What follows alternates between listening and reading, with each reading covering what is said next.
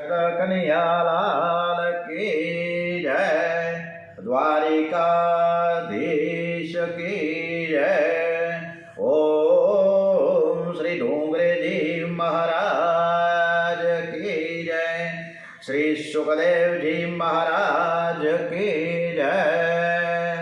ओम गम गणपते नमो नमः। वक्रतुंड महाकाय सूर्यकोटि समप्रभ निर्विघ्नं कुरु मे देव सर्वकार्येषु सर्वदा। ओम सौनु करो कल्याण हे दयाळु प्रभु सौनु करो कल्याण। नर नारी पशु पक्षीनी साथे जीव जंतुनु तमाम सौनु करो कल्याण हे दयाळु प्रभु सौनु करो कल्याण। ओम श्री भागवत भगवान जी महाराज की जय, कृष्ण कन्हैयालाल की जय, द्वारिकाधीश की जय। डोंगरेजी महाराजना चरणों में श्रीमद भागवत कथामृत આપણે શ્રી કૃષ્ણ પરમાત્માને સરસ રીતે સંભળાવીએ એવા ભાવ સાથે। ઓમ શ્રી આજે 13મી જાન્યુઆરી છે, પોષ સુદ પૂનમ છે। આજે પોષી પૂનમ છે, પોચી નહીં પણ પોષી પૂનમ છે। હે ભાઈ રમે કે જમે રોટલામાં હોલ પાડવામાં આવે અને પછી એમાં જોવે એને ચાંદા મામાને અંદરથી બેન છે ને નિરીક્ષણ કરે। આ પ્રકારની જૂની આપણે રમતો હતા ભાઈ બહેનની। હવે આજે સરસ મજાની સોમવારનો દિવસ છે મહાદેવ શ્રીનો, ત્યારે આજે પોષી પૂનમને દિવસે મથુરા અક્રૂરજી પહોંચ્યા છે અને ત્યાં શું પરિસ્થિતિ ઊભી થઈ છે એ કથા તરફ આપણે આગળ વધીએ છીએ। કન્યાઓ માને કહે છે કે માં આજે હું મથુરા જવાનો છું અને આ સાંભળી યશોદા મૈયાનું હૈયું છે ને હાથમાં નથી રહેતું। એમને કન્યાઓ પ્રાણ કરતાં પણ અધિક પ્યારો છે। એવો નંદ બાબાને કહે છે આ રથ જોઈ તમે ભૂલા પડતા નહીં, કંસ બહુ કપટી છે મને ખબર છે, એની દાનત બહુ સારી નથી। મને છેલ્લા 2-3 દિવસથી ખરાબ સપનો આવે છે। હું વિચારતી હતી કે મને આવા સ્વપ્ન કેમ દેખાય છે। હું શું કહું, તમે જે અક્રૂર સાથે વાત કરો છો ને તે અક્રૂર મને છે ને કાળ જેવો દેખાય છે। એ ભલે મને ઉપરથી સારો લાગે પણ મને તો એ ક્રૂર લાગે છે। બરાબર નથી આ વ્યક્તિ, તમને કંઈક જુદી રીતે કહેશે અને ત્યાં જઈને કંઈક બીજી રીતે થશે, આવું કંઈક છે। તમે બધા સાવચેત રહેજો અને આ સોનાનો રથ એમને નથી મોકલો। કન્યાઓ માને સાંત્વના આપી રહ્યા છે, માં મારે પણ જાવું તો નથી, મને તો ગમે નહીં તમને મૂક્યા વગર, પણ જાવું પડે કારણ કે મામાને ખોટું લાગી જાય। 11 વર્ષનો હું થઈ ગયો ને 11 વર્ષ સુધી મેં મામાનું મોઢું નથી જોયું, એટલે મારે જાવું તો પડે। અને મામાએ બહુ આગ્રહભરી વિનંતી કરી છે, એટલે તું મારી જરા ચિંતા ન કર, હું જવાનો તો છું જ અને એ મારું કાંઈ નહીં કરી શકે। માં હું જરૂર પાછું આવીશ। હવે જ્યારે કીધું કૃષ્ણ કન્હૈયાએ માને કીધું કે હું જરૂર પાછો આવીશ, આ શબ્દ સાંભળતાની સાથે જ માને ખૂબ જ આનંદ થયો, ધરપત થઈ ગઈ કે મારો દીકરો જે બોલે છે ને એ સાચું જ બોલે છે। એ મને કહે કે હું પાછો આવીશ એટલે આવશે, પણ ક્યારે પાછો આવશે એ જ કૃષ્ણ કન્હૈયાએ જણાવ્યું નથી। કોઈ માનવની આશા રાખવી નહીં અને પરમાત્માની આશા ક્યારે છોડવી નહીં। વ્રજવાસીઓ આશાથી જીવે છે કે કન્હૈયાએ કહ્યું છે કે આવીશ એટલે એ જરૂર આવશે। યશોદા મૈયા પણ કન્હૈયાને મળવાની આશાએ પોતાના પ્રાણ ટકાવી શક્યા છે। પ્રાતઃકાળ થયો છે, યશોદા મૈયાએ કન્હૈયાને બલરામને જગાડ્યા, શરીરે સુગંધી તેલ ચોળીને સ્નાન કરેલું। યશોદા મૈયાએ કન્હૈયાને છેલ્લો શૃંગાર કર્યો છે। કન્હૈયાને શૃંગાર કરતા માં રડી પડ્યા છે। યશોદામાનો પ્રેમ જોઈને કન્હૈયાની આંખમાં આંસુ આવી ગયા। એ માને કહે છે માં તું રડીશ નહીં, માં તું રડવા, તને રડતી જોઈને મને દુઃખ થાય છે। માએ દુઃખનો વેગ દબાવ્યો, મારા રડવાથી મારા લાલાને દુઃખ થાય છે। મારા લાલાને દુઃખ થાય એવું મારે કરવું ન જોઈએ। માએ છેલ્લી વખત પોતાના હાથે સામગ્રી તૈયાર કરી, કન્યાને ખવડાવે છે ભોજન, પછી અક્રૂરજી આંગણામાં રથ તૈયાર કરીને ઊભા છે।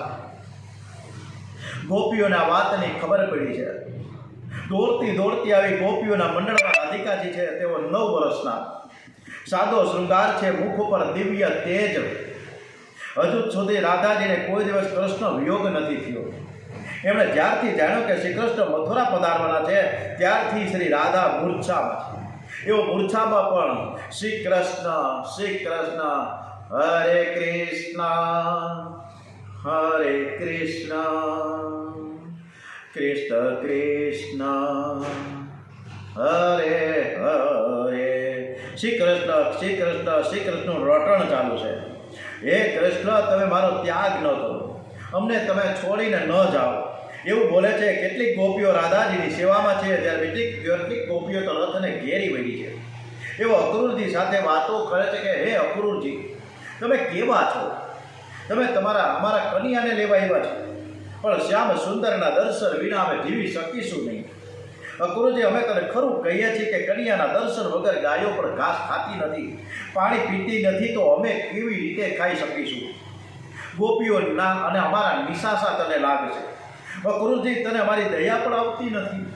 તારા ચરણમાં હું વંદન કરું છું, તું કહીશ તો તારે ઘેર આવીને હું હલકામાં હલકું તારું કામ કરીશ. પણ તું મને શ્રી કૃષ્ણના વિયોગમાં કેમ મારસ? કન્યાનો વિયોગ એક સરળ માટે પણ સહન અમારાથી થતો નથી. કન્યા વગર તો અમારું આખું ગોકુળ ગામ ઉજળ થઈ જશે. કન્યા વગર અમારું જીવન વ્યર્થ છે. ગોપીઓ અંદર વાતો કરે છે કે આનું અક્રૂર નામ કોણે પાડ્યું હશે? આ અક્રૂર નથી, આ તો મહાનમાં મહાન ક્રૂર દેખાય છે. આનું કોઈ આનું નામ છે ને બરાબર વગર વિચારે પાડ્યું છે. કાંઈ ખબર પડતી નથી ત્યાં કેવો માણસ છે. યશોદા મૈયા કૃષ્ણ બલરામને ભોજન કરાવે છે. ભોજન થયા બાદ શ્રી કૃષ્ણ બહાર આવ્યા. એમણે જોયો કે રાધાજી મૂર્છામાં પડ્યા છે. શ્રી કૃષ્ણ રાધાજીના માથે હાથ પધરાવ્યો છે. રાધાજીના કાનમાં કહે છે કે હે શ્રી રાધે, તું અને હું આપણે બંને એક છીએ. રાધા એ કૃષ્ણ છે અને કૃષ્ણ એ રાધા છે. આ તો લીલા કરવા માટે એ બે શરીર ધારણ કરે છે. આજ સુધી હું રાધાજીને રાજી કરવા માટે વાંસળી વગાડતો હતો, હું ગોપીઓને રાજી કરવા માટે નાચતો હતો. હવે તો જગતને નચાવવા હું જાઉં છું. કન્યા તો ગોપીઓની પાસે જ નાચે, બીજા પાસે નહીં. શ્રી રાધે, જગતમાં પાપ વધ્યું છે, દેશ દુઃખી થઈ ગયો છે. આ દેશને સુખી કરવા માટે ને પૃથ્વીનો ભાર ઉતારવા માટે યદા યદા હિ ધર્મસ્ય જ્ઞાનેન ભવતિ ભારત, આ વચન સિદ્ધ કરવા માટે હું જે મેં અવતાર ધારણ કર્યો છે, મારે લીલા તો કરવી પડે ને. જગતમાં ખૂબ જ પાપ વધ્યું છે. હું જાઉં છું, પણ મારા પ્રાણ તમારી પાસે રાખીને જાઉં છું. મારા પ્રાણનું રક્ષણ કરવા માટે તમે તમારા પ્રાણને સાચવી રાખજો. હું તમને મારા પ્રાણ કરતાં પણ પ્યારી આ વાંસળી આપું છું. આજથી હું વાંસળી નહીં વગાડું, મથુરામાં હું શંખ વગાડીશ. કન્યો વાંસળી રાધાજીના હાથમાં આપતા કહે છે કે તમે જ્યારે પણ આ વાંસળી વગાડશો ને ત્યારે હું દોડતો તમારી પાસે આવીશ. રામજી એક અક્ષર પણ બોલી શક્યા નથી. શ્રી કૃષ્ણ ગોપીઓને કહે છે કે તમે રડશો નહીં. જો તમે રડશો તો મારા પ્રયાણને અપશુકન થશે.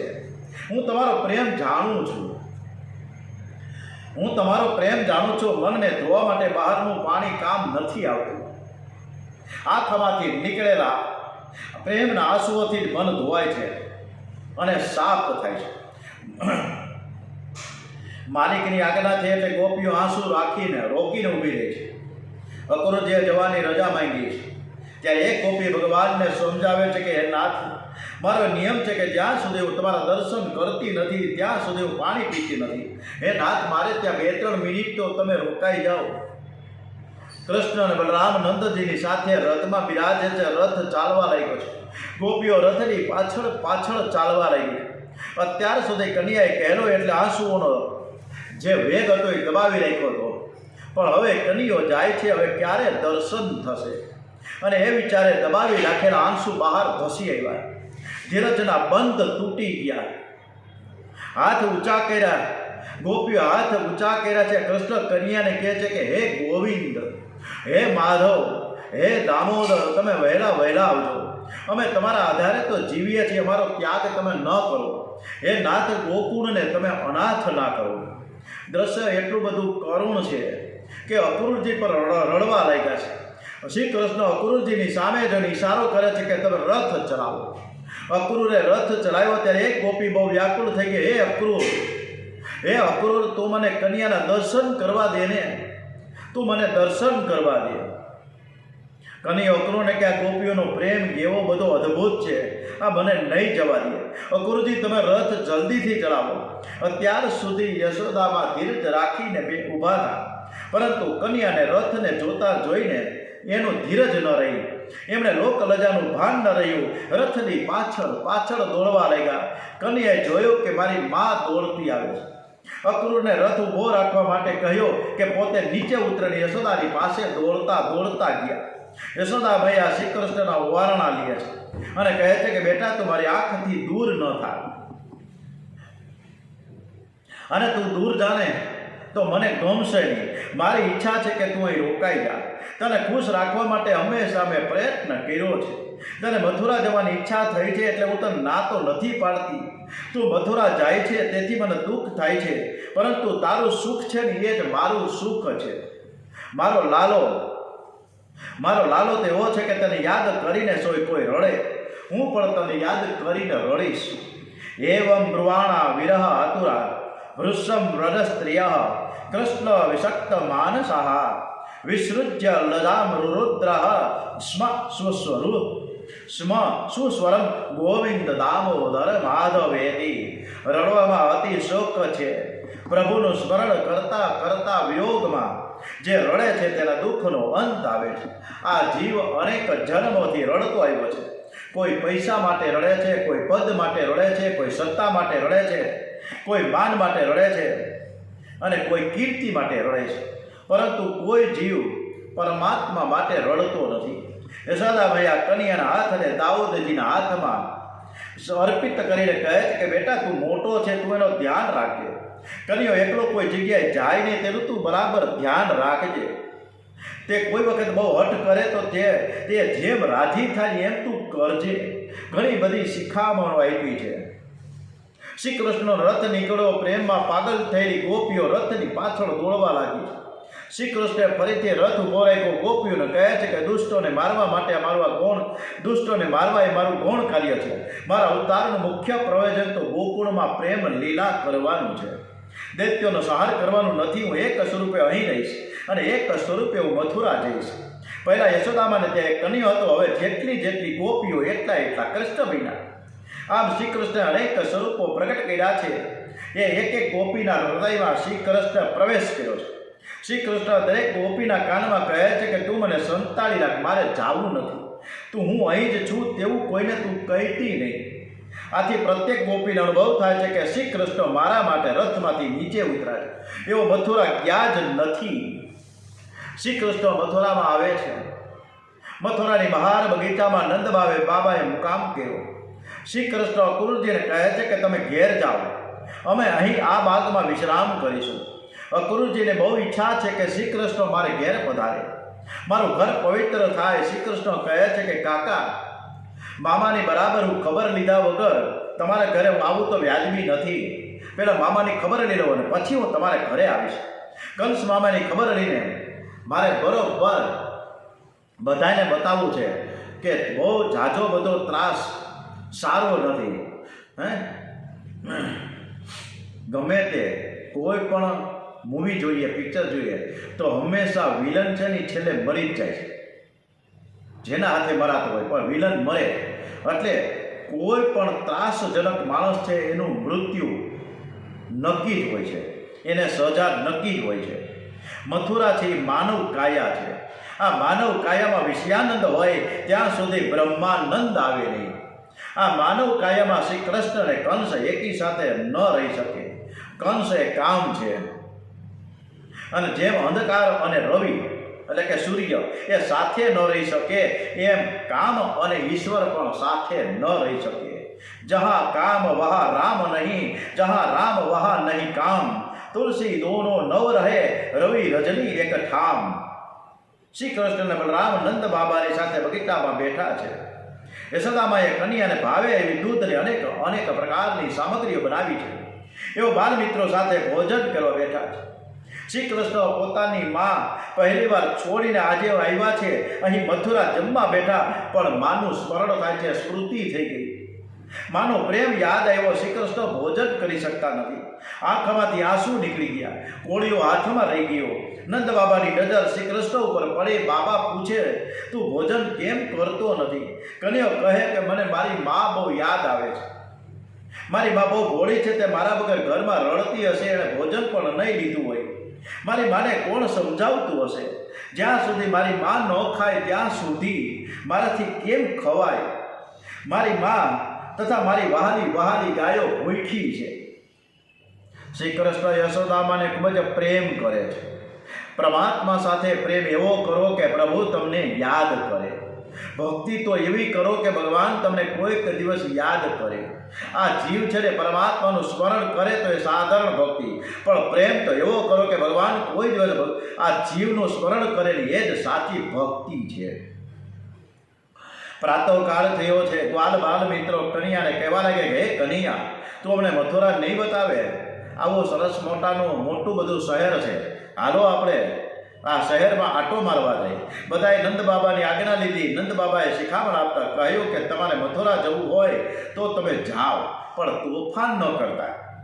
આ કંઈ ગોકુળ ગામ નથી, આ તો કંસ રાજાની રાજધાની છે. અહીં કન્યાની નહીં પણ કંસ રાજાની જય બોલાવી પડશે. કન્યાની જય બોલાવો, અને કદાચ કોઈને ખોટું લાગે એટલે કન્યાની જય તમારે બોલવાની નથી, પરંતુ કંસ રાજાની જય કરવાની છે. કન્યાની ગોપાલ બાલ મિત્રો સાથે રામકૃષ્ણ મથુરામાં પ્રવેશ કરે છે. શ્રી કૃષ્ણે મહાદ્વાર દ્વારમાં પ્રવેશ કર્યો અને તરત જ બાળકોએ રોજની ટેવ પ્રમાણે બોલીએ શ્રી કૃષ્ણ કનૈયાલાલ કી જય, શ્રી બાલકૃષ્ણલાલ કી જય બોલાવા લાગ્યા. તો નંદ બાબાની શિખામણ ભૂલી ગયા. જય જયકારના શબ્દો મથુરાની સ્ત્રીઓના કાને પડ્યા. દરેક સ્ત્રીઓ પોતપોતાનું કામ પડતું મૂકીને શ્રી કૃષ્ણના દર્શન માટે આતુરતાથી દોડે. કોઈ તો હાથમાં કુડીઓ લઈને, કોઈ સ્ત્રી બાળકને ઢવડાવતી દોડવા લાગી, અને કોઈક તો ઠાવ વાસણ વિછળતી હોય, ઉટકતી હોય તો એમને ખરડાઈને હાથે દોડવા લાગી. આ છોકરોના દર્શન મારે કરવા છે. આ કૃષ્ણ દર્શન ક્યાં રોજ થવાના છે? બાળક જોરથી રડે છે, પણ એનું સાંભળે કોણ? છોકરાને પડતો મૂકીને કૃષ્ણના દર્શનમાં મથુરાવાસીની બહેનો દોડવા લાગી છે. મથુરાની સ્ત્રી શ્રી કૃષ્ણના દર્શન કરતા અનેક પ્રકારની જુદી જુદી વાતો કરે છે.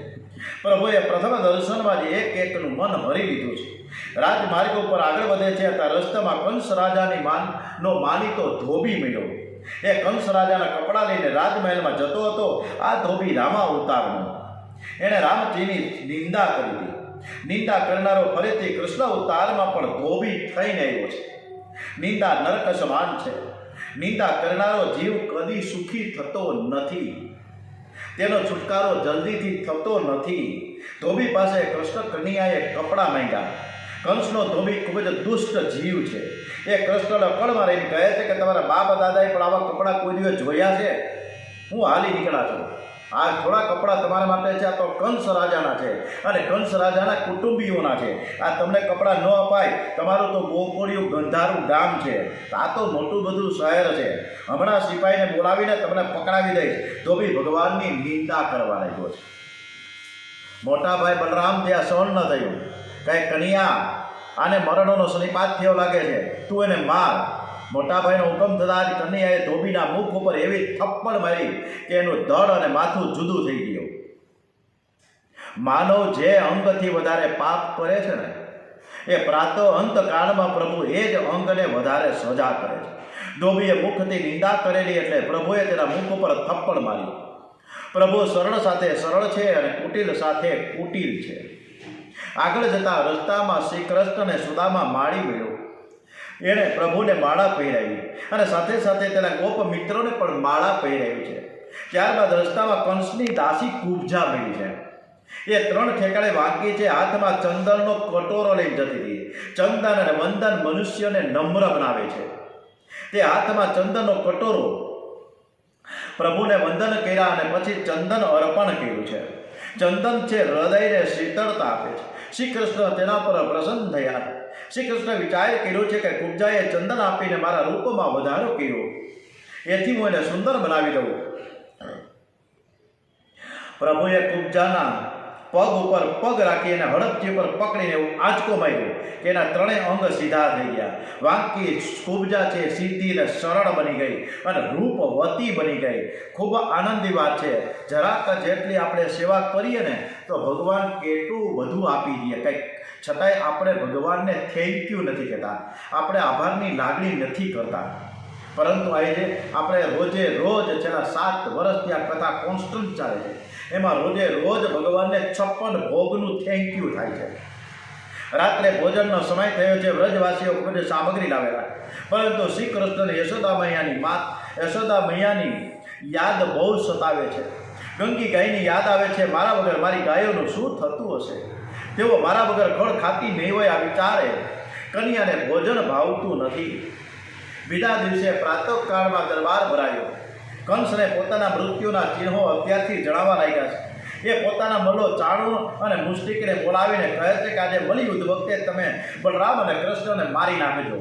જો તેઓ ના પાડે છતાં પણ પરાણે એને કુસ્તીના અખાડામાં લાવજો. કૃષ્ણ અને બલરામ નંદ બાબા અને ગોપ મિત્રોની સાથે દરબારમાં આવે છે. તમાપત્તનામં સદે ભગવાન મધુસૂદન નિગ્રહ પાણિતા હસ્તમ પાતયા માસ ભૂતલે. પહેલા શ્રી કૃષ્ણ ઉપર કુવલિયા પીડ નામના હાથીને છોડવામાં આવ્યું. પ્રભુએ લીલા કરી કુવલિયા પીડ હાથીને માર્યા અને પછી તો રંગભૂમિમાં કૃષ્ણ કન્યાઓ પ્રવેશ કરે છે. અને ત્યારે તેઓએ મલોને વજ્ર જેવા કેવા અલગ દ્રશ્યમાન થાય છે. કૃષ્ણ કન્યા દરેકને બહુ અદ્ભુત છે આ રચનાઓ ડોંગરેજી મહારાજની, કે મલોને શું લાગ્યા છે? વજ્ર જેવા.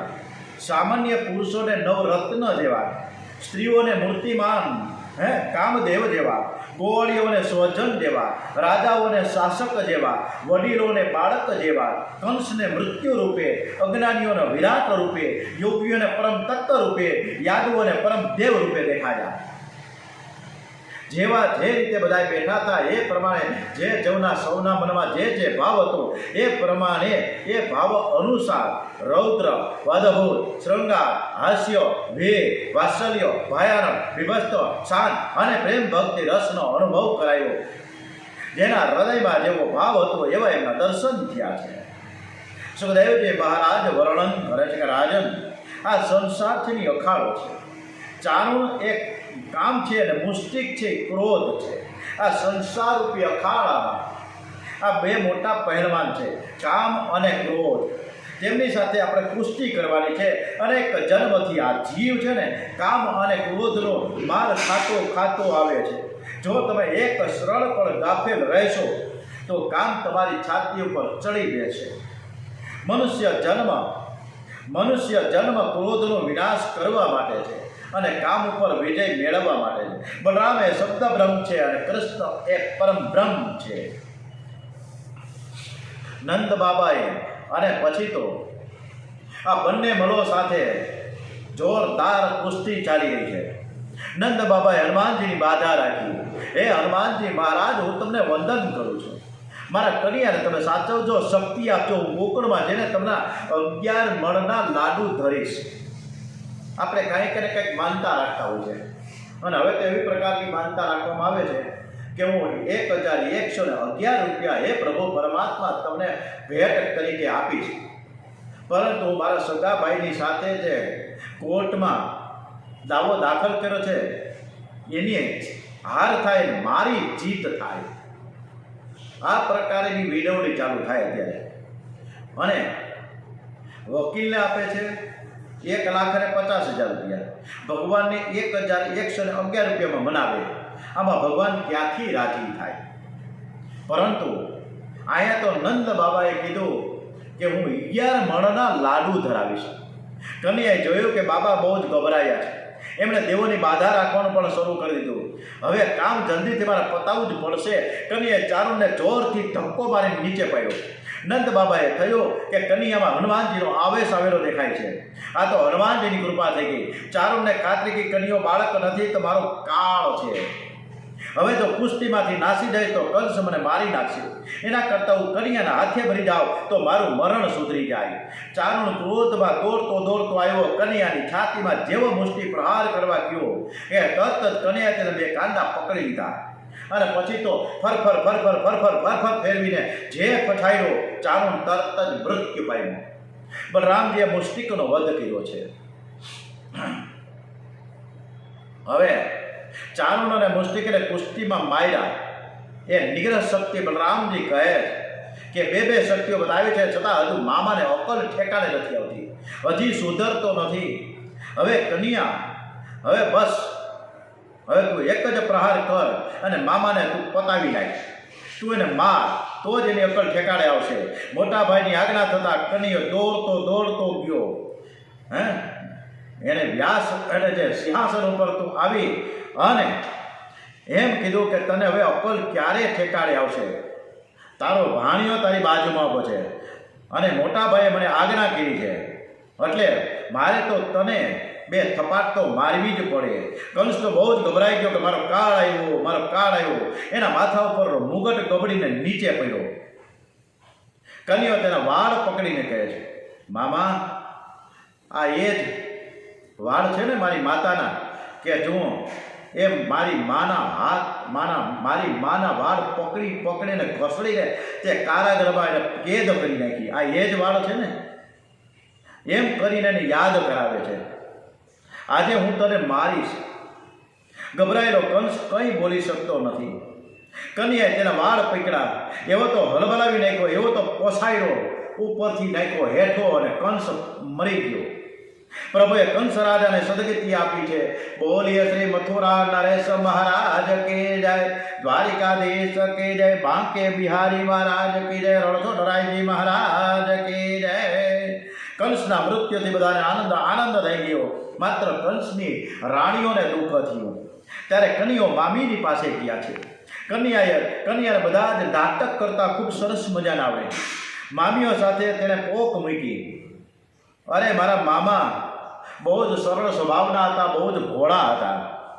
પરંતુ મામી, હું 11 વર્ષે જ્યારે મામાને મળવા આવ્યો ને, ત્યારે મારા મામા છે ને એટલા બધા હર્ષ ઘેલા થઈ ગયા અને હર્ષમાં એને હાર્ટ ફેલ થઈ ગયું, એટેક આવી ગયું, એટલે એ મરી ગયા છે, એ સ્વર્ગસ્થ થઈ ગયા છે. તમે ચિંતા નહીં કરો. ભાગવતમાં કંસની રાણીઓ કૃષ્ણને ગુનેગાર ગણતી નથી. એવો કન્યાને કહે છે કે તું રડીશ નહીં, જે થવાનું તે થઈ ગયું. કન્યા, તારા મામા બાળ હત્યાના પાપથી મર્યા છે.